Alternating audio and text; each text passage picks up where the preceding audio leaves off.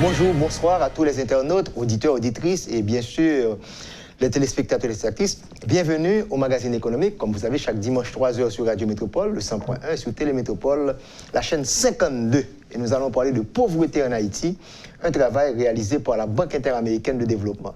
Et comme invité, nous allons du côté de Washington pour discuter avec l'économiste pour Haïti au niveau de la Banque interaméricaine de développement, Madame Jennifer Linares. Jennifer, merci d'avoir répondu à l'invitation. Bonsoir à toutes et bonsoir à tous. Bonsoir Kessner et merci de me recevoir pour converser sur un thème tellement important. Tout à fait, extrêmement important pour Haïti, comme on le dit. Et en fait, la BID a fait un travail, on avait grand besoin, à savoir la situation de la pauvreté en Haïti après 2012, car il y avait déjà une carte de pauvreté. Et les technologies de l'information et de la communication, vous les avez utilisées pour pouvoir avoir un update. Parlez-nous du travail globalement, techniquement. Oui, en effet, à la BID, nous avons publié une étude sur les estimations de la pauvreté et des inégalités en Haïti, que nous avons fait à l'aide des images aériennes et satellites et des données de téléphonie portable. C'est une initiative que nous avons également menée au Belize et que nous espérons continuer d'utiliser pour d'autres questions en Amérique latine et les Caraïbes, par exemple, pour mesurer les effets des catastrophes naturelles. Donc, comme je dis, en 2012, il y avait une carte de pauvreté qui a été préparée. On sait bien qu'on utilise des recensements, des enquêtes de grandes enquêtes. Mais qu'est-ce que vous avez fait comme cadre, que vous avez mis en place, comme on parle d'intelligence artificielle, on parle de deep learning. C'est quoi cet outil? Quelles sont ses forces et quelles sont ses faiblesses également, avant d'entrer dans les détails de l'étude? Oui, merci pour la question. En premier lieu, je voudrais parler un peu plus sur la motivation de cette étude. Et la motivation, comme vous le savez bien, les enquêtes auprès des ménages et les recensements sont les fondements d'une politique éclairée. Et dans ces enquêtes, on demande un échantillon représentatif de la population en variété d'informations, par exemple leur âge, leur niveau de revenus, s'ils ont accès à l'eau potable, à l'électricité, etc. Ces réponses nous permettent d'apprendre et de suivre des indicateurs sociaux tels que la pauvreté, bien sûr, et les inégalités. En outre, cela nous permet de mesurer les progrès accomplis dans la réalisation de certains objectifs, par exemple les objectifs de développement durable. Cependant, pour que nous puissions suivre les progrès de ces objectifs, des enquêtes auprès des ménages doivent être effectuées régulièrement. Le problème, c'est qu'il nécessite beaucoup de ressources en termes de financement et de temps. C'est en raison de ces coûts élevés que nombreux pays comme Haïti peut-être décident de reporter la collecte des données d'enquête auprès des ménages. Et la dernière donnée d'enquête auprès des ménages que nous avons, comme vous avez bien dit, date de 2012 et les données de recensement de 2003. Et donc, en outre, les données officielles les plus récentes des enquêtes auprès des ménages ne sont pas représentatives au niveau sous-départemental. Il est donc difficile d'avoir une idée de la performance des communes et des sections communales par rapport au reste du pays. Et ce manque de granularité n'est pas exclusif d'Haïti, cela se produit partout dans le monde. Pour ces raisons, la BID a exploré de nouvelles technologies pour complémenter les efforts de collecte des enquêtes auprès des ménages. Et plus précisément, nous avons utilisé des techniques d'apprentissage automatique ou machine learning en anglais pour estimer la pauvreté et les inégalités des revenus. Donc, qui veut dire la dernière enquête qui a été réalisée, le CVMA, ça savoir les conditions de vie des ménages après le séisme, et c'était concentré particulièrement sur les départements. Vous voulez nous dire que les technologies que vous avez utilisées nous permettent d'aller beaucoup plus profondément, puisqu'on parle de deep learning, pour aller non seulement au niveau des départements, des communes et même des sections communales. C'est ce que vous avez pu obtenir? Oui, certainement, on peut faire ça. Pour faire ça, on a divisé le projet en deux étapes. La première étape consistait à estimer la pauvreté et les inégalités en 2012, à partir des données de recensement et des enquêtes auprès des ménages. Et la deuxième étape consistait à estimer la pauvreté et les inégalités pour 2014 et 2019 à l'aide de données non conventionnelles. Pour la première étape, que nous appelions vérification sur le terrain ou vérité terrain, nous avons essentiellement repris l'enquête auprès des ménages 2012 et l'avons désagrégée à un niveau géographique plus petit, celui des communes, parce que l'enquête auprès des ménages n'est pas représentative qu'au niveau départemental, comme vous avez dit. Ces premières estimations ont été utilisées pour les estimations plus contemporaines, c'est-à-dire celles de 2014 ou 2019, pour lesquelles nous avons utilisé des images aériennes, satellites et des données téléphonie mobile anonymisées. Seulement pour donner une idée de comment on fait ça, les satellites et les avions prennent des photos de différents pays du monde et les vendent, ou au cas de Google, l'ont gratuitement sur l'Internet. Les images peuvent être aussi granulaires que 3 km² sur le terrain. Dans chacune de ces images, nous pouvons trouver des caractéristiques associées à la pauvreté et aux inégalités de revenus. Par exemple, la surpopulation des maisons, le sous-développement de la rue, certains types de toits dans les maisons, etc. sont associés au niveau différent de revenus. L'éclairage nocturne aussi est associé au niveau de développement. Les plus brillants, généralement, est associé à plus de développement. Donc, il y a une complémentarité entre ce qui a été fait en recensement ou encore en termes d'enquête, les grandes enquêtes. Vous les avez utilisées pour compléter votre étude et aller sur le terrain et obtenir ces informations. Oui, bien sûr. Ce que nous avons fait est générer une matrice de variables communes que le recensement et aussi l'enquête auprès des ménages a. Il y a presque 121 variables en commun que les deux bases de données ont. Et ce qu'on avait fait est utiliser un modèle de machine learning pour estimer les pauvretés et l'inégalité au niveau de la commune en utilisant la distribution qu'on avait extrait du recensement 2003. C'est pour ça qu'on a utilisé le recensement, parce que le recensement est représentatif au niveau de la commune, parce que c'est le recensement. Donc, c'est la distribution de cette base de données qui est importante pour cet exercice. OK. Donc, et comme vous avez dit, donc, en allant sur le terrain, vous utilisez les variables utilisées déjà par les enquêtes et au niveau du recensement, et de manière satellitaire, que vous arrivez à obtenir ces informations. Vous avez cité tout un ensemble de cas, tels que les routes, s'il y a de l'électricité, le logement. J'ai vu également station de gasoline. Bon, golf course, quand même. Ça, c'est pas pour Haïti, hein. J'ai vu également une sous-station électrique, institutions scolaires. Vous avez également des soins de santé, police, tout ça comme information, port, aéroport. Vous prenez tout ça par commune et au niveau des 11 sections communales d'Haïti. C'est ça le travail? Oui, on a utilisé ces différentes variables pour estimer la pauvreté et les inégalités, mais les variables plus précises pour estimer, dans notre cas, parce que ça varie entre pays, c'était l'éclairage nocturne, les lumières nocturnes, se sont associées au niveau de développement. Et oui, nous avons utilisé ce type de technologie pour estimer aussi la pauvreté, les inégalités aux sections communales, mais étant donné que nos données 2012 obtenues dans la première étape que j'avais expliquée ne permettent qu'une désagrégation au niveau de la commune, les estimations au niveau de la section communale n'ont pas été validées. Cependant, elle montre une vérité importante qu'il y a une hétérogénéité au sein des communes et cette hétérogénéité est prédominante par tous les pays.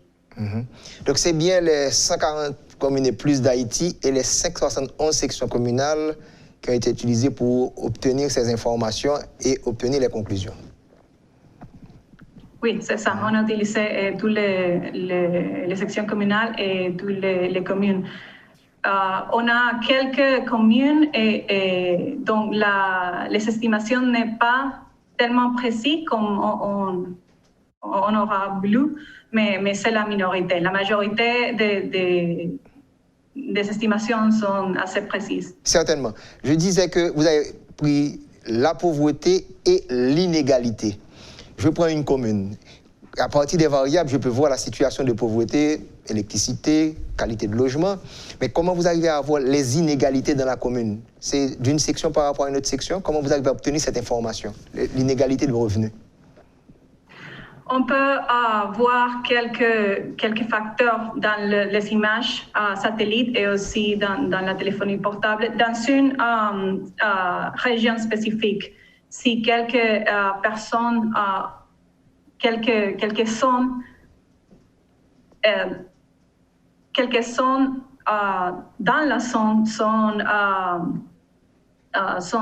ont de différentes caractéristiques des autres personnes dans les zones, c'est possible qu'ils sont associés avec l'inégalité. Par exemple, si dans une zone, vous pouvez voir qu'il y a beaucoup de lumière, beaucoup d'éclairage, ou par exemple, pour les autres, s'il y a des toits qui sont plus développés que les toits qui sont à côté de ces groupes de maisons, vous pouvez voir quelques caractéristiques des inégalités.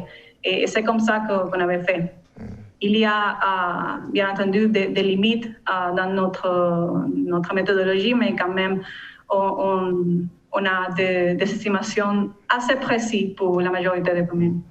Je vois que vous avez utilisé également les téléphones cellulaires en plus des images satellitaires. Comment le téléphone cellulaire vous a aidé? Quelle information ça vous apporte dans cette activité? Oui, bien sûr. On a utilisé les portables, les informations des portables pour complémenter ces informations que nous avons extraites des images.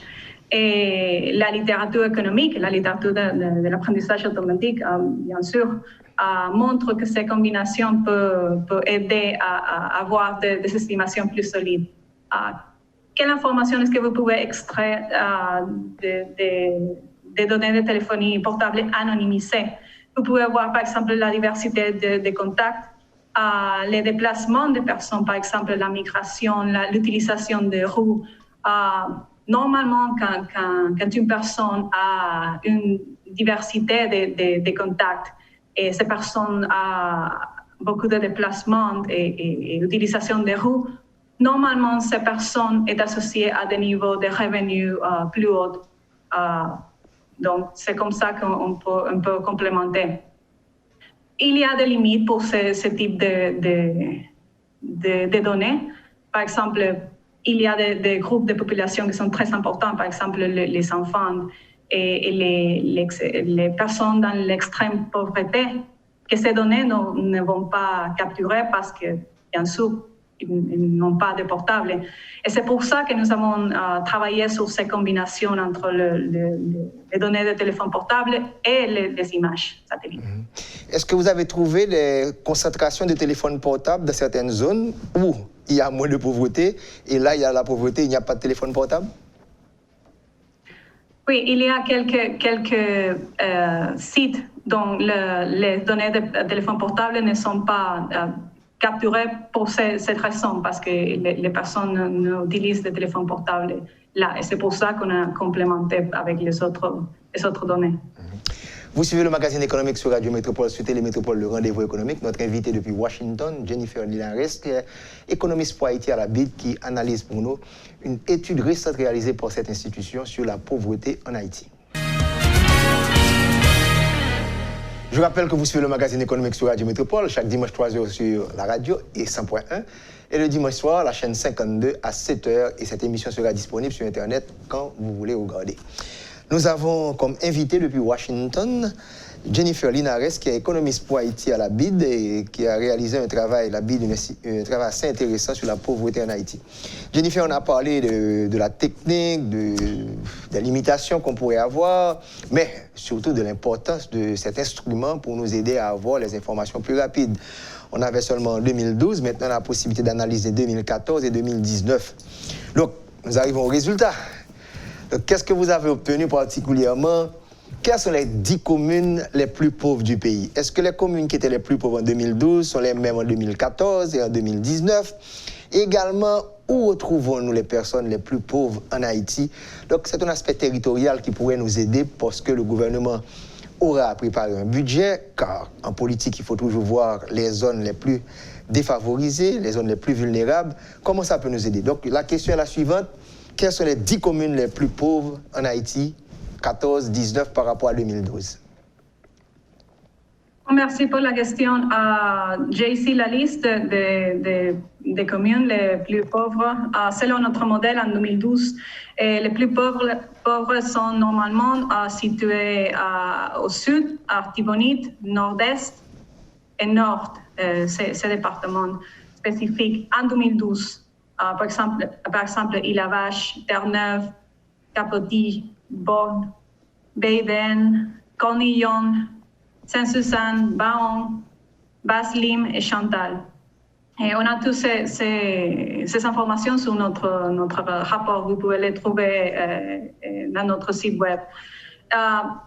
Ces communes ne sont pas, les plus pauvres ne sont pas les mêmes selon notre modèle en 2014 et en 2019. Je n'ai pas ici la liste spécifique pour les 2014 et les 2019, mais on l'a sur les rapports. Mais je peux vous dire qu'en 2014, la majorité des communes les plus pauvres étaient situées dans le centre et le nord-est, et les départements centre et nord-est. En 2019, on a vu un changement dans ces communes les plus pauvres. En 2019, les communes les plus pauvres, selon notre modèle, étaient situées au nord-ouest et quelques communes dans le sud-ouest. Et ces résultats est en ligne avec les résultats, par exemple, des rapports du FAO et aussi du PAM, le programme des Nations Unies pour les aliments, parce qu'ils ont trouvé que le département du Nord-Ouest a la situation d'insécurité alimentaire la plus aiguë en 2019, avant même l'arrivée de la pandémie. Donc, nos résultats sont en ligne avec ces autres résultats. Donc, regardons bien. On était d'abord centre-nord-est en 2012. Il y a eu un changement, nord-ouest-sud, et là, vous avancez particulièrement, donc c'est le problème du nord-ouest, particulièrement la famine. Bon, c'est un peu fort la famine, mais le problème est sécurité alimentaire. Le sud, on se rappelle très bien qu'il a subi un choc, et on devrait avoir la grandesse normalement également avec Mathieu. Donc, est-ce que ceci pourrait expliquer cette dynamique de pauvreté d'une zone par rapport à une autre? Bien sûr, l'ouragan en 2017 peut-être expliquer pourquoi quelques communes au sud se montrent maintenant les plus pauvres par rapport à ce que l'on avait vu dans 2014. Et aussi l'insécurité alimentaire, comme vous avez bien mentionné, c'est une situation. Il y a quelques éléments de secteur agricole qui peut-être peuvent contribuer à la situation d'insécurité alimentaire, mais vous pouvez voir des différents éléments qui contribuent à l'insécurité alimentaire dans les rapports du PAM. Donc ces communes, je suis sûr, vous avez présenté ça sur un graphique qu'on aura présenté, et vous allez retrouver une couleur bien définie par rapport à une autre commune, par rapport à certaines sections communales de certains départements. Donc ce sont les départements que l'étude a révélé, voilà où se trouvent les problèmes aigus, des problèmes qu'il faudrait adresser en quelque sorte. Oui, exactement. Ces outils, ces modèles nous permettent de voir exactement où il y a une concentration de communes pauvres et des communes inégales. Donc, c'est un outil très bon pour savoir exactement où les interventions peuvent être faites. Il y a une limitation de ces modèles et c'est que nous ne pouvons pas savoir les niveaux de la pauvreté au niveau national. Mais ce que ces exercices nous permettent de faire, c'est d'apprendre comment une zone spécifique se comporte par rapport au reste des zones et comment sa distribution se compare-t-elle à la distribution d'une année précédente. Donc, c'est des résultats qui nous permettent de faire des comparaisons entre les distributions d'une année à l'autre. Je voulais savoir comment nous allons déterminer les communes les plus performantes qui ont donné de meilleurs résultats. Dans quel espace, dans quel département qu'on a retrouvé ces communes? On a déterminé quelle commune était la plus performante avec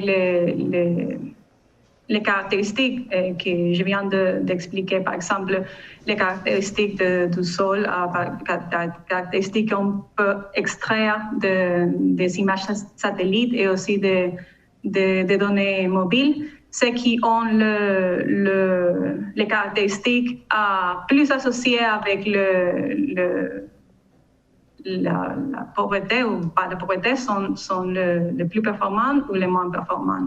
C'est comme ça, mais notre modèle utilise ces méthodologies qu'on a utilisées dans notre pays qui peut déterminer quelles caractéristiques spécifiques sont associées à la pauvreté et à l'inégalité. Et c'est dans quel département qu'on a retrouvé les communes les plus performantes?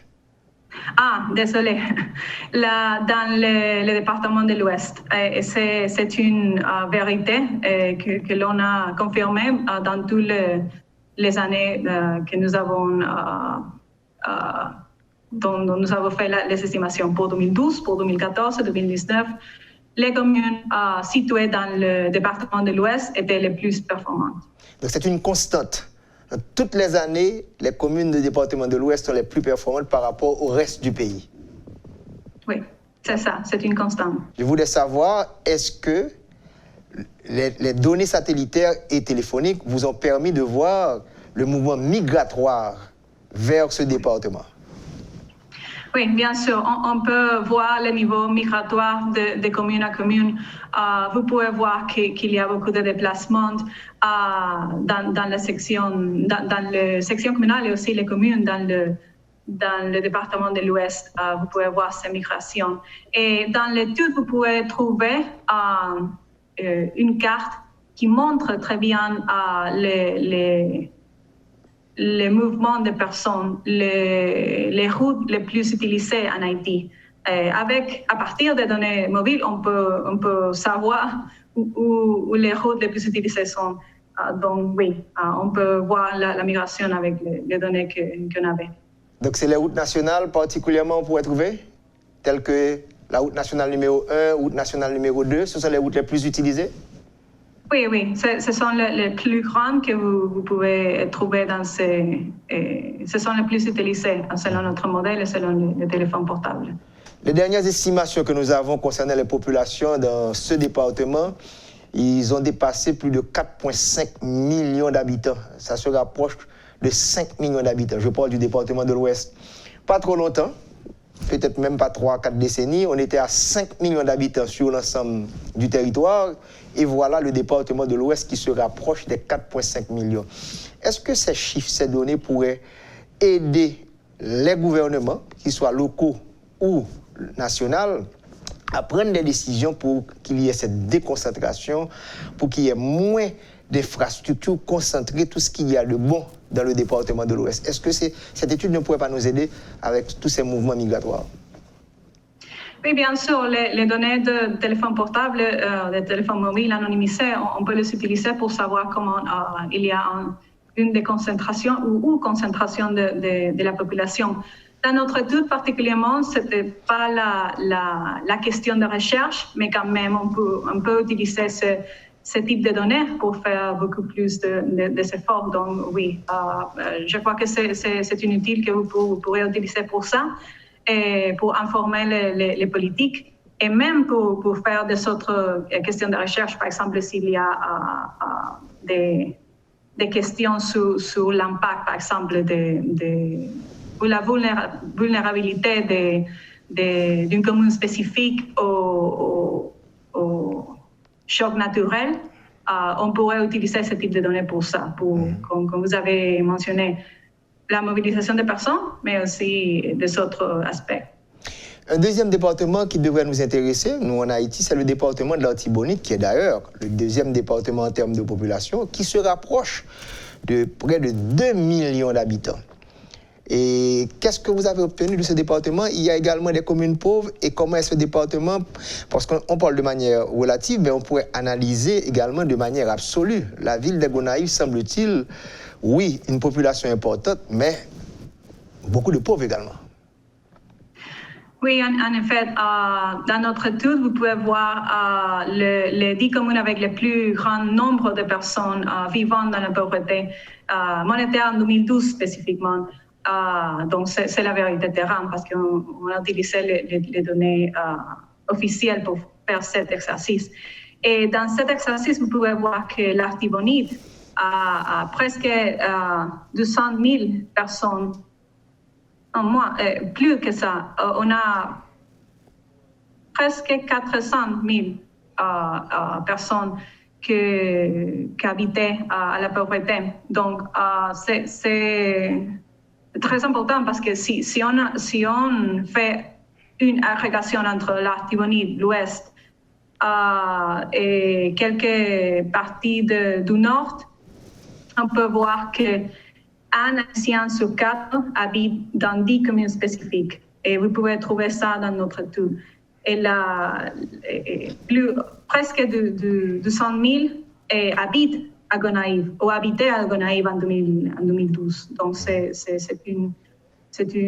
un département qui a beaucoup de personnes qui habitent au niveau de la pauvreté.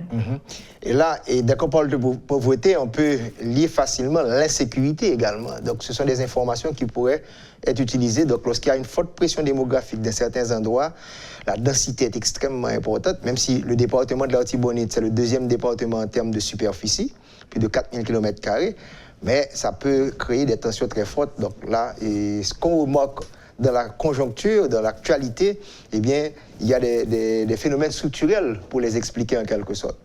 Et avant de prendre la pause, regardons le département du Nord qui se rapproche, selon les dernières estimations, autour de 1,2 million d'habitants dans le département du Nord.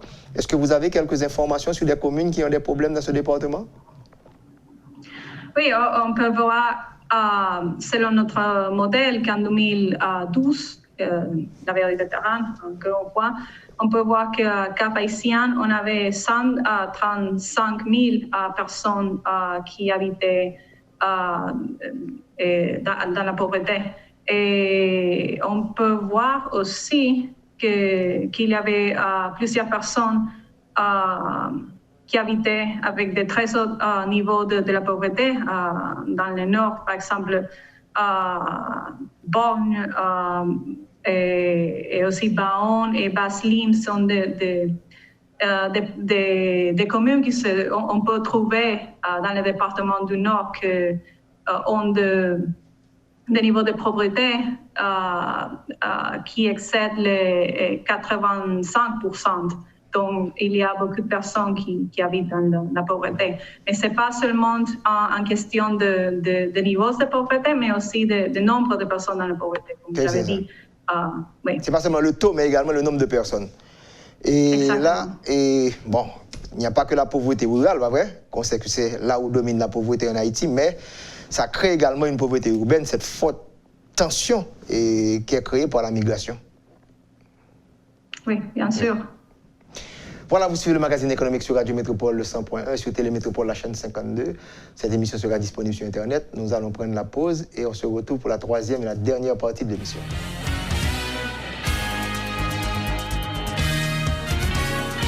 Vous suivez le magazine économique sur Radio Métropole et sur Télémétropole, le rendez-vous économique. Nous avons comme invité aujourd'hui, une invitée spéciale à partir de Washington, Jennifer Linares, qui est économiste de la BID pour Haïti.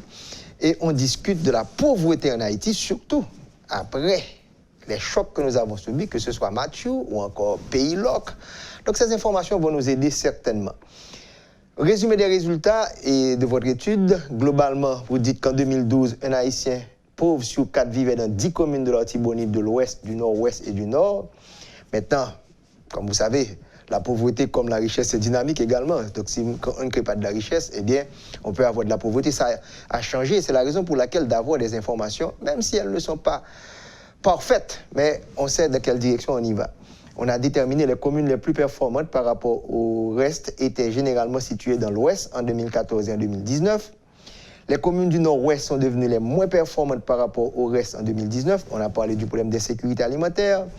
Le département du Sud, qui avait subi des chocs, comme on le sait bien avec l'ouragan Matthew, donc a connu un certain appauvrissement. Et seulement 3 des 140 communes étudiées présentent de faibles niveaux d'inégalité. Donc, faisons un petit résumé de ces résultats, Jennifer. Parfait. Ce sont comme tu as bien dit, les conclusions principales de notre étude, mais aussi on a une partie dont on peut parler de considérations pour améliorer le niveau de pauvreté et des inégalités en Haïti. Est-ce que tu veux que je résume ces conclusions? Pourquoi pas? J'aimerais savoir, est-ce qu'il y a quelque chose qui vous a choqué au niveau de l'équipe économique de la BID, qui vous a dit, ah, on n'avait pas pensé. Ah, voilà quelque chose que l'on a pu découvrir dans cette étude. En termes de limites, par exemple? Une information que vous avez retrouvée, vous dites qu'on n'y avait pas pensé, que ce soit de manière comparative par rapport à d'autres pays, ou encore on ne pensait pas que ça existait en Haïti. Bon, la première chose que c'était un moment A pour nous était ça, que 1 personne sur 4 à Haïti vivait en 10 communes spécifiques. C'est beaucoup, c'est choquant. Ça veut dire qu'il y a peut-être des politiques qu'on devrait penser autour de ces résultats. Et, par exemple, l'Ouest, les résultats de l'Ouest, je crois que tout le monde attendait ça. Je crois que si vous demandez à un Haïtien, une Haïtienne, ils vont dire le même résultat. Mais c'est changement aussi d'une commune à l'autre, par exemple du centre du nord à nord-ouest. C'était un peu choquant pour nous. Mais aussi le Sud, on ne savait pas que le Sud avait tellement un impact de l'ouragan. C'était un résultat qu'on n'attendait pas. Donc, au moins moi, mes collègues qui sont haïtiens peut-être peuvent confirmer que oui. Ces données, vous êtes d'accord avec moi, n'ont pas été préparées juste pour des statisticiens, pour des experts en chiffres, les big data, mais c'est pour prendre de bonnes décisions, en quelque sorte. Vous vous rappelez très bien qu'on avait préparé un PDNA après l'ouragan Matthew, donc je suis sûr que tout ce qui s'est produit comme dégâts matériels, perte en vie humaine, donc ceci était là, donc il fallait prendre des décisions pour ne pas avoir cette situation. Maintenant, qu'est-ce que ce travail pourrait donner comme information et comme connaissance du terrain aux gouvernements locaux et nationaux pour résoudre ces problèmes et réduire la pauvreté? Bon, nos estimations pourraient donner une idée d'où se trouvent les communes les plus pauvres, les plus inégales. Et peut-être pour le déploiement du PNPPS, le Plan national de protection sociale, qui a été récemment approuvé, peut-être ça pourrait aider pour savoir où les personnes qui sont les plus vulnérables sont situées. Par exemple, pour le système d'information du MAST, les CIMAST, notre recommandation est de le faire les principaux outils d'identification des plus vulnérables. Et peut-être nos données peuvent aider à alimenter ces CIMAST. Et aussi pour les dessins des interventions, parce qu'on sait qu'on va à la vie, par exemple, on a quelques interventions qu'on commence à faire face à la COVID pour donner des transferts de l'argent et aussi de l'aliment à quelques communes spécifiques. Donc, ça peut aider à ce type d'intervention, pas seulement pour la ville, mais aussi pour des autres multilatéraux et bilatéraux, bien sûr. Donc, nos cartes de pauvreté et inégalité peuvent être utiles d'information pour faire des différentes opérations pour améliorer la vulnérabilité de la population. Donc, vous avez cité des programmes du gouvernement, la protection sociale. Donc, ces données vont permettre au gouvernement de savoir où se trouvent spécifiquement, de manière précise, les personnes les plus pauvres, les personnes les plus affectées, que ce soit par pays local ou encore par Covid-19, l'instabilité politique, comme nous avons subi dans ce pays. Et comme je sais qu'actuellement on parle tellement de transfert de cash directement vers des familles, est-ce que c'est ça que vous voulez nous dire exactement? Oui, mais pas, nos styles ne vont pas vous dire exactement où les personnes plus pauvres habitent. On peut vous dire quelles communes et lesquelles sections communales sont les plus pauvres, mais spécifiquement qui, ça va prendre plus de travail. C'est pour ça qu'on a dit que dans notre rapport partout que ces types d'informations que nous avons générées sont des compléments aux efforts des gouvernements. Ce n'est pas une substitution, pas du tout. Donc, ça peut vous guider. Où est-ce que vous devez commencer? Où est-ce que vous devez voir, peut-être plus en détail. Mais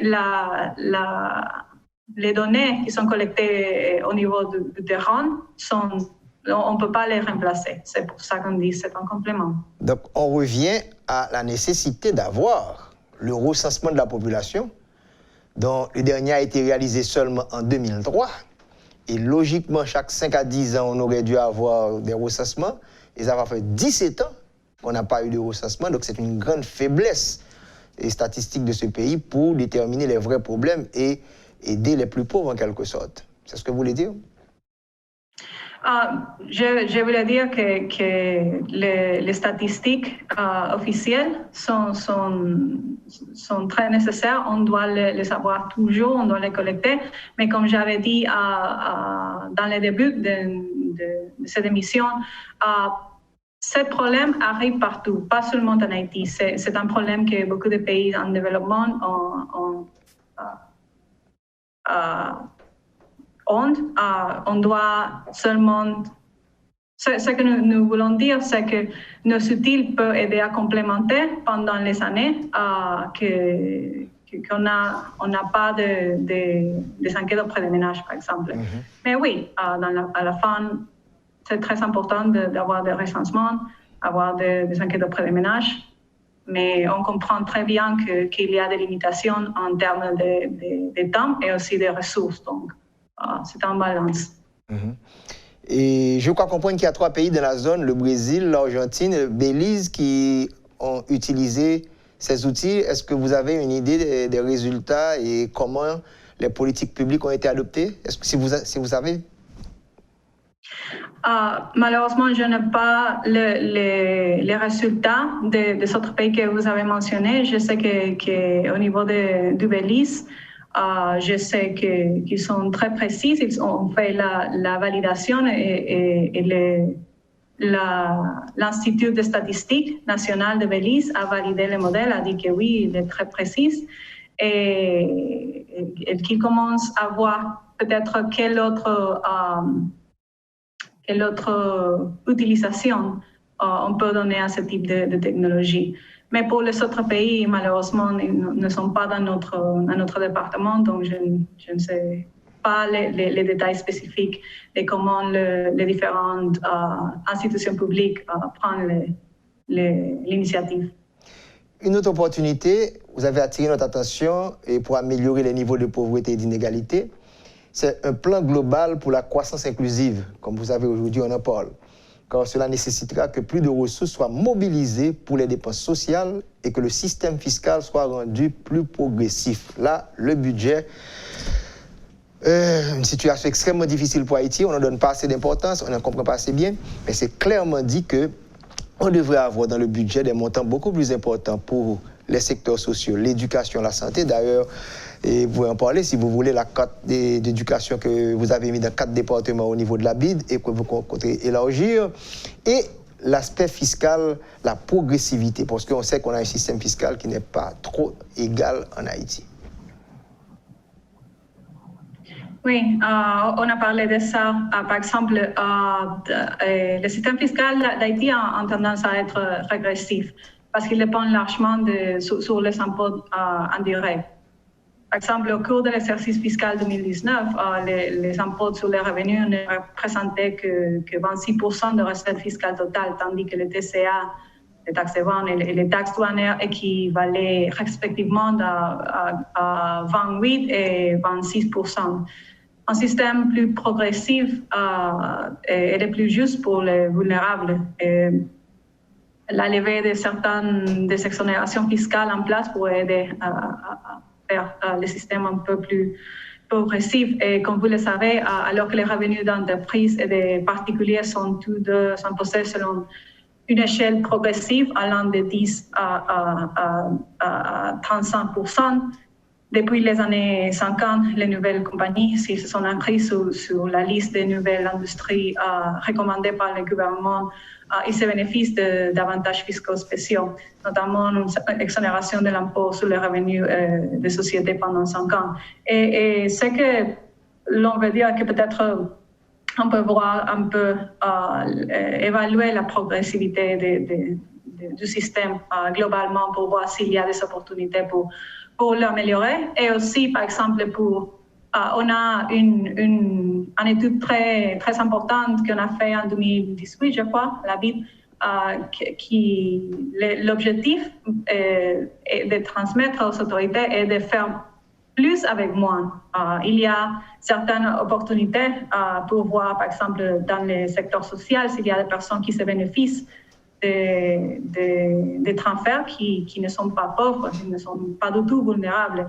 Il faut faire des évaluations pour voir si on peut faire un changement et se concentrer sur les personnes qui tellement ont besoin de ces transferts, pas ceux qui ne sont pas vulnérables. Mm-hmm. Et un autre point que vous avez dégagé également dans l'étude, c'est considérer les investissements importants dans les infrastructures afin de mieux connecter certaines des zones les plus éloignées aux zones les plus productives du pays. Récemment, on avait le représentant de la BID, M. Mélanger, qui répondait à des questions à cette émission concernant l'importance des infrastructures. Donc, vous avez retrouvé des points importants à ce niveau-là également, à savoir les zones qui ne sont pas connectées physiquement, que ce soit par des routes, non seulement principales, mais secondaires, des ports et aéroports. Qu'est-ce que les infrastructures, ce que vous avez obtenu de cette étude, nous montre de la pauvreté territoriale en Haïti? Bon, les services d'infrastructure sont essentiels pour avoir une qualité de vie plus haute. En effet, les objectifs de développement durable reconnaissent l'importance de ces services et aussi le rapport que vous avez mentionné, que M. Mélanger a présenté il y a quelques émissions avant. L'accès à l'eau et l'assainissement, à l'énergie sont essentiels pour des niveaux de développement plus élevés et pour atteindre les objectifs, bien entendu, de pauvreté et de faim zéro. Ce que nous voulons communiquer aussi est que vous pouvez continuer à faire des transferts spécifiques pour améliorer les chocs, par exemple les chocs du Covid ou les chocs du Baylock, sur certains groupes de la population, mais aussi vous devez penser à faire en même temps des investissements nécessaires pour connecter ces personnes entre eux dans une commune spécifique ou dans un département spécifique, mais aussi avec les autres centres productifs pour améliorer les transports, par exemple, des biens agricoles et des personnes aussi, si les personnes veulent travailler d'ailleurs, ou à l'inverse, si les personnes vont venir faire des investissements dans une commune spécifique. Il faut avoir de l'infrastructure pour mieux connecter les différentes communes. Donc Jennifer, si je fais la facture comme économiste pour la BID, on va retrouver tous ces investissements dans le secteur social, éducation, santé, ça coûte de l'argent pour construire des écoles, pour avoir des hôpitaux, des dispensaires, des centres de santé à lit, des centres de santé sans lit. Ensuite, vous me parlez des infrastructures, ça veut dire route, port, aéroport. La facture est très élevée pour un pays qui n'arrive pas à collecter 100 milliards de gouttes en une année de recettes fiscales. Et je sais qu'avec Covid-19, maintenant, les bailleurs, il y a tellement de pression, tant au niveau régional qu'au niveau international. Il y a tellement de pays qui ont été touchés. Les pays, les donateurs, comme on les appelle en général, ont leurs propres problèmes. Comment vous allez, comme économiste, avec tous ces besoins et les ressources qui sont limitées, quel conseil que vous allez donner aux dirigeants haïtiens pour terminer? Seulement vous dire que vous devez évaluer ce que les priorités et savoir qu'il n'y a pas de costume parfait. Par exemple, il y a un économiste qui s'appelle Ricardo Hausmann qui dit qu'il n'y a pas de costume parfait, comme les costumes d'hommes, vous savez, seulement un costume parfait sur mesure. Et une chose que vous devez voir est que même si d'autres pays ont peut-être adopté des politiques spécifiques qui ont fonctionné pour eux et pour d'autres pays similaires, il est important de tenir en compte du fait que les facteurs varient de pays en pays. Par exemple, l'espace budgétaire, comme vous avez bien dit, Haïti doit trouver son propre costume sur mesure. Donc, c'est important de voir, par exemple, si on peut faire plus avec moins, comme je viens de dire, s'il y a des opportunités spécifiques, des programmes qui n'ont pas atteint les objectifs qu'on attendait, et voir comment réduire ces inefficiences, on peut l'appeler comme ça. Et, comme j'ai dit, l'efficience des dépenses, c'est un thème partout, pas seulement en Haïti, mais vous devez peut-être voir comment vous pouvez faire spécifiquement des changements pour améliorer l'efficience des dépenses, de faire plus avec moins. Merci beaucoup, Madame Linares, d'avoir été disponible pour partager toutes ces informations qui concernent notre pays et cette situation de pauvreté au niveau du territoire national. Et vous avez pu quand même utiliser des technologies de l'information et de la communication au niveau de la BID pour ne pas rester simplement au niveau des départements, mais d'aller jusqu'aux sections communales en passant par les communes. J'espère que ce document pourra aider les autorités locales à faire face à ces défis et à atténuer cette pauvreté qui tend à s'étaler considérablement sur le pays. Je vous remercie. Merci à vous. Voilà, téléspectateurs, téléspectatrices, ça a été un plaisir. Auditeurs, auditrices et internautes, vous aurez la possibilité de voir cette émission quand vous voulez. Ciao, à la semaine prochaine.